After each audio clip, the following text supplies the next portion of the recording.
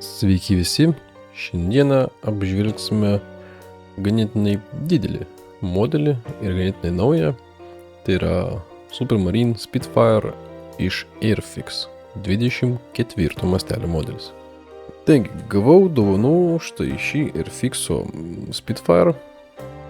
Aš esu šiaip ganėtinai didelis nemėgėjas būtent Airfixo. Nes, nežinau, mano patirtis su jais būdavo vis laik prasta. Kažkaip jų man plastikas nepatikdavo, jų surengimas man nepatikdavo ir šiaip man iš esmės buvo toks nusistatymas, kad visi Airfixo modeliai yra iš esmės š. Na, čia gavau šitą dovanų. Sako, kad būtų šalia štukos to pačio mastelio. Tai išmėginsim naujus Airfixo modelius. Naujų modelių aš jų nesu rinkęs, nei vieno, tai gal ir pakeis mano nuomonę šiek tiek apie Airfixą. Štai šis modelis. Taigi, turim ganėtinai nemažą dėžę. Dabar yra šiek tiek parodyta, kad čia labai detalizuotas šis kitas yra. Taip pat, kad duoti 3 dažymai. Vienas yra iš Moratai, kitas yra iš Burmos ir trečias yra iš Italijos. 3 skirtingi dažymai. Tačiau aš šiek tiek pasiskaičiau apie šį kitą, pasižiūrėjau kitų review, tai žinau, kad jų apatinė dažymo schema pilvo į neteisingą spalvą yra užrašyta. Tai reikės atkreipti dėmesį. Na, dabar pažiūrim, kas yra viduj. O viduj mus pasitinka, nežinau kaip čia pavadint, laikraštis su detalėm, stikliukai supakuoti, pačios detalės ne. Modelis keliavo iš Lenkijos, tai gal dėl to čia viskas yra išbyrėję pas jį. Šitaip. Čia detalių irgi yra išsilakščiusių. Nežinau, aš esu modelį atsisiuntęs ir iš tolesnių kraštų, bet kad šitai būtų subirėję viskas, dar neteko matyti. Nes čia tai kažkaip tais nuteikia nelabai gerai. Kitas dalykas gal įdomus, kad prietis skydelis yra stiklinis. Tai, manau, galima pasidaryti opciją į apšviestą, kas gal yra visai ir gerai. Nu, pažiūrim dabar jo plastiką.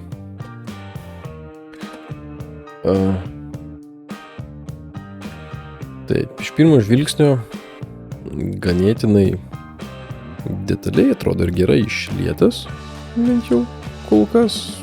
Na, išskyrus kaip kurias vietas, kaip va čia. Na, bet tai neišvengiama nei pas vieną modelį, iš esmės. Plastikas labai minkštas. Super, sakyčiau, minkštas, kas šiandien šokia vėl. Kas man, nežinau, nei patinka, nei nepatinka. Dažniausiai ant didelių modelių aš tokio dalyko nenorėčiau matyti,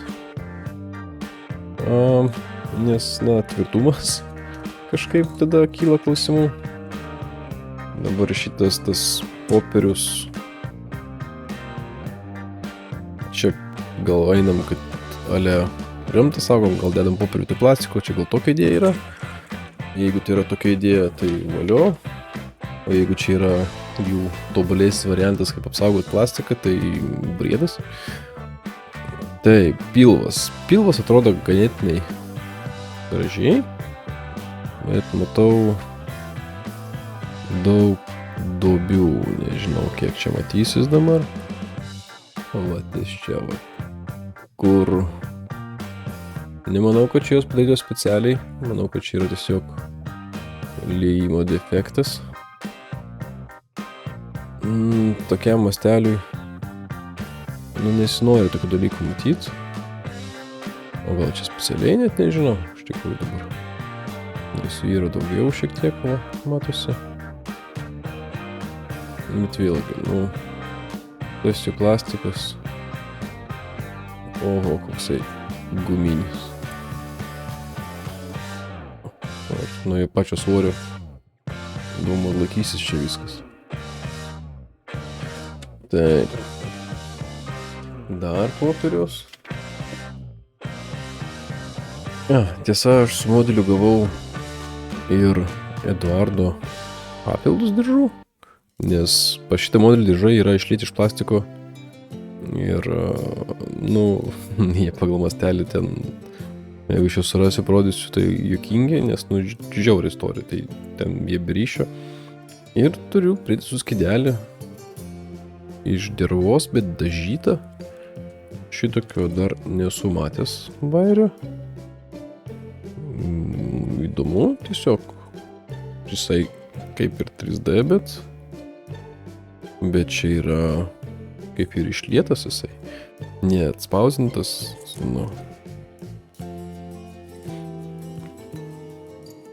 be šitą nukeliam į šoną. Toliau, ir aišku, kad mano, sakykim, gal taupimas, nežinau, gamtos jau ir argumentas nebe teisingas, nes dabar krūvą plastiko jau atsirado maišuose. Gerai, turbūt, bet labai keistai atrodo. Čia daug tokių, jeigu sufokusuos kamerą pagaliau, tai bus gerai. Daug tokių viskelį neaiškumų. Bet nieko čia tokio jau labai ir prasto. Lėktuvo dydis plius minus kaip ir aiškus. Čia jau plastikas biški atrodo standesnis, aišku, dėl to, kad jo forma jau tokia. Jisai yra standesnis. Vidus, tiesa. Vidaus padaryta šiek tiek. Dabar skydelis dėtas nepermatomas čia. Tai kokia prasmė tada turėti jos dar du stiklinius ir tokį išlietą? Nelabai žinau, čia gal turbūt dėl to, kad čia yra antra versija šio modelio, gal čia yra atlikę, arba ten yra atlikę skydeliai nuo bendro liejimo. Gal dėl to mes jos turim 3. Greičiausiai yra. Ir va turim krūvą plokštumų. Tai čia taip ir bus, kadangi plokštumų čia bus per daug, kaip matau. Čia bus jau skirtingų versijų plokštumos. Tai jie akivaizdžiai taupydami savo resursus tiesiog papildomą detalės dadėjo, o senų neišime, nes aš manau, tai yra daug paprasčiau gaminant, liejant modelį. Turim va šiek tiek rėmo detalių varikliui detalizuoti. Bendras vaizdas kaip ir neblogai. Toliau. Čia irgi lyg tiek neišbyrėja, čia dėjau nesulūžė. Bet plastikas, jis toks netvirtas, labai noriu pamatyti važiuoklę iš tikrųjų. Nes atrodo, kad net laikytų, nes nuo savo svorio linksta, kad net laikys važiuoklę man. O važiuoklės mes turim, diržai. Taigi, duoti diržai, va, jie taip išlieti, ir jie pažiūrė kokią storumą. Čia, negerai čia taip. Taip geriau tiesiog kaip timėje atspausinkit ant jų maskavimo popieriaus, tos formas mes užsiklijuosim, jau bus bent jau arčiau mastelio. Na, bet vėlgi, čia yra modelis, tai kaip gražu taip renkam, sakykim taip.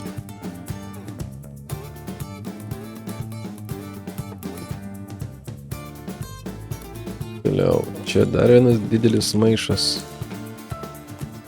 su nerviūromis, bet važiuoklę aš arba praleidau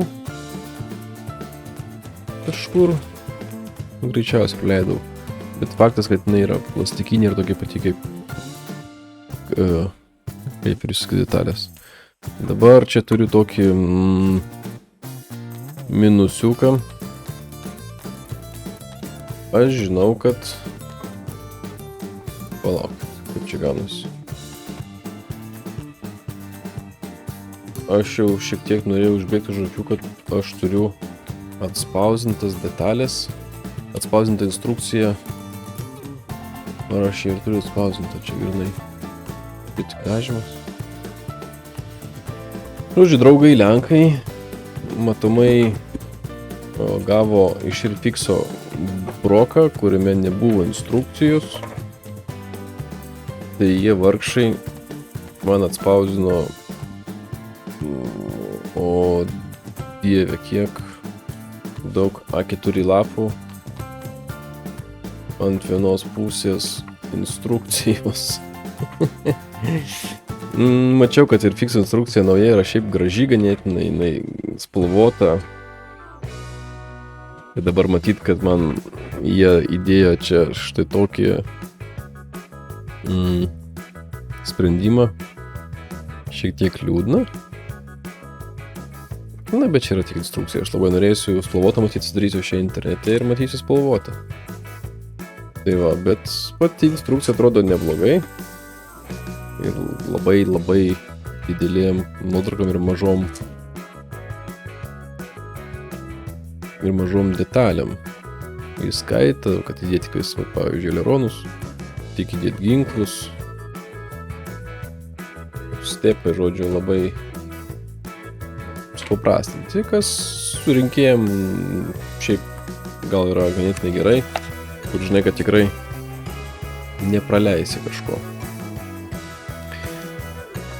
Ir tuo pačiu mes turim tada jau spalvotus 2 originalius lapus dažymo. Tai bent tiek gerai.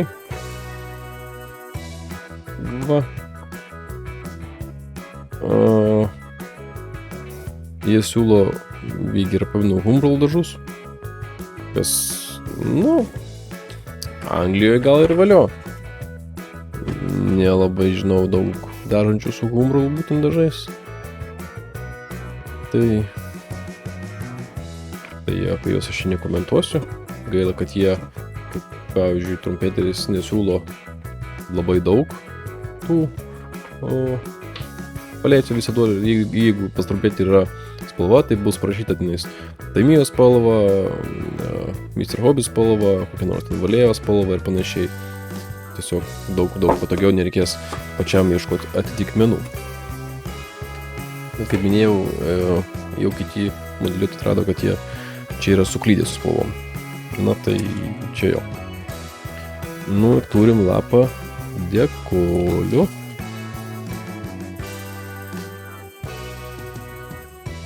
Dekolės labai didelės. Eina savo.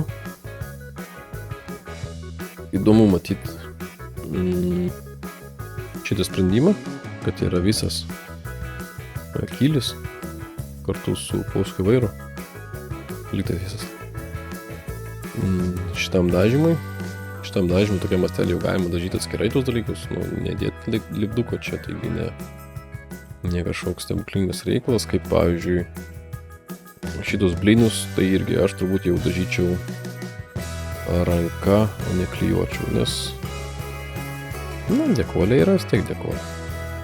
Bet kaip aš bežiūrėčiau, jau kurį laiką bandau pastebėti, aš nematau ribos, kur pasibaigia lipdukas. Aš jį jaučiu, aš jų nematau.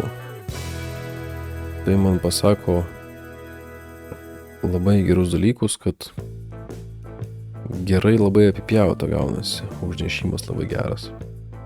Nereiškia, mums nereikės labai daug apsikarpyti korčiau kraštų, kad pasižymėti spalvą, kad užsidėti dekolę su kuo mažiau silveringo galimo. Nes jų tiesiog čia nėra. Čia jisai matosi, nes natūraliai čia yra vienas užrašas, bet ant visų šitų kitų detalių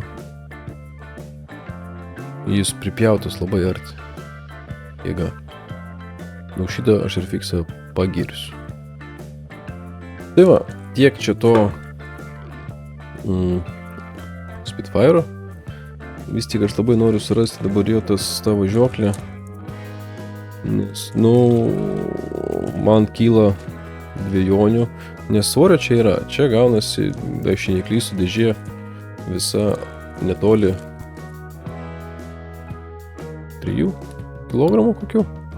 Aišku, aš visko čia nesudėsiu, nes, kaip jau minėjau, čia akivaizdžiai yra abu variantai sudėti ir fiksų senesnio leidimo ir šio naujesnio su papildomom tom detalėm, kur skiriasi modelis. Bet vienaip ar kitaip, man toks minkštas plastikas, jis kelia neramumų, kad man tiesiog išsiskies bestovint. Ir aš nematau kažkodėl, ar čia gali būti važiuoklė. Čia variklė, man rodos, mountis. Berenkant pamatysim, pažiūrėčiau gal instrukcijų, kaip jinai atrodo. Gal būtų aiškiau, bet dabar čia su tokia instrukcija biškelį nepatogu. Ir aš negaišinsiu laiką, pasižiūrėsiu jau pats. Aš tų ten jų popierių gal reikėtų susidėti, kad jau jie yra idėja, tai ir aš įdėsiu atgal. Laikraštis lašiniam pakuot. Nežinau, kaip čia jį kitaip pavadinti, nes jis... Nežinau, kodėl čia taip sugalvota buvo, koks čia tikslas buvo šito reikalo. Išplyšusios detalės, sakau, modelis keliavo iš Lenkijos, tai kaip ir netoli, bet kad taip subirėtų, tai čia pasako, kad ir fiksas pakuot vis tik nemoka, bet pagirsiu aš jį dėl dėžės. Dėžė tvirta, tikrai tvirta, ne kaip kokio ravelio. Ravelio dėžės yra paskutinė smirdinti krūva, nes jie dar su savo protingumu sugalvoja viską padaryti išimą per šoną, kas yra žiauriai nepatogu. Tai tiesiog nežinau, kodėl tokia mintis buvo pas juos, bet jie, kai girdėjau, šitą reikalą keis ir dės vėl normalias dėžės kaip šita. Tai va ir tiek. Čia buvo ir fikso 24 mastelio Spitfire 8 versija. Ir kažkada mes ją surinksim. Kada, nežinau, turbūt dar labai negreitai, nes labai daug projektų turiu aš iki jo. Nekalbant net apie laivą, kurį dabar renku. Bet kol kas tiek. Sėkmės ir iki.